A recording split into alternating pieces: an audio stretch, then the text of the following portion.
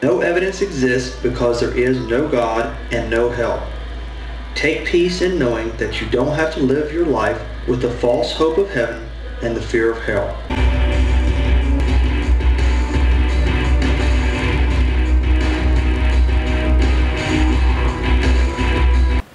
Oh, I thought we were going to breakfast. First, we're visiting Grandpa.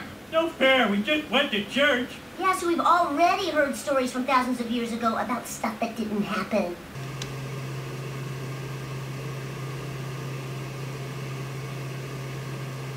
Trouble. And Judea under the rule of Herod and the Romans, definitely a time of trouble. And many of the prophecies about this Savior point to someone whose life looks a lot like Jesus's. For instance, Isaiah 53 says the person will be misunderstood and mistreated, just like Jesus was.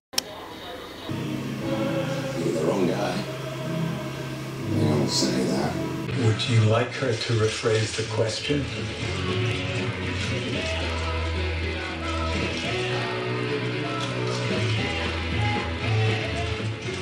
I'm not going to be the person I'm expected to be anymore.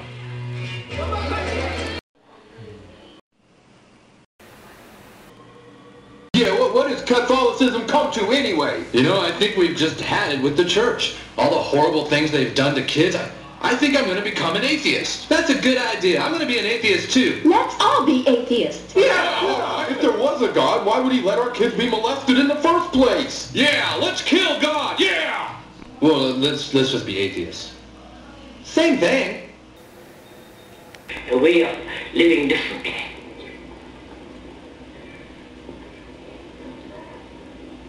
But that depends on you and not somebody else.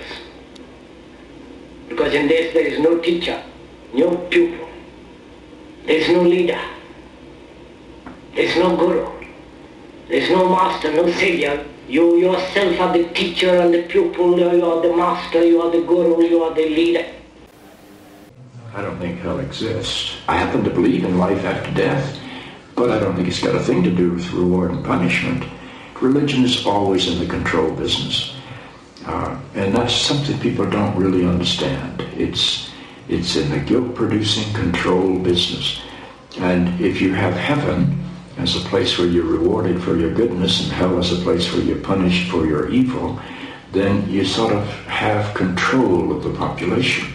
And so they create this fiery place, which has quite literally scared the hell out of a lot of people throughout Christian history. And it's part of a control tactic. But wait a minute, you're saying that hell, the idea of a place under the earth or somewhere where you're tormented for an eternity, is actually an invention of the church. I think the church fired its furnaces hotter than anybody else. But I think there's a sense in most religious life of reward and punishment in some form. The church doesn't like for people to grow up, because you can't control grown-ups. That's why we talk about being born again. When you're born again, you're still a child. The people don't need to be born again. They need to grow up. They need to accept their responsibility for themselves and the world.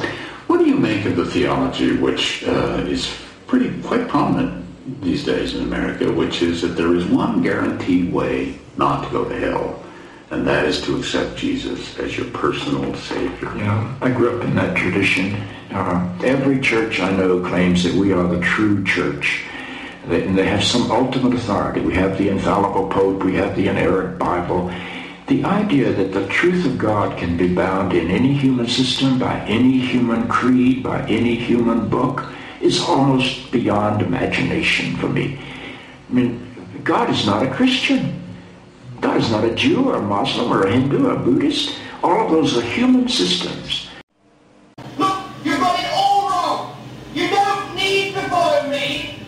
You don't need to follow anybody. But think yourself. I'm telling you, you don't need me. You know what? Maybe we can all make our own destiny. Yeah. Maybe we can all be chosen.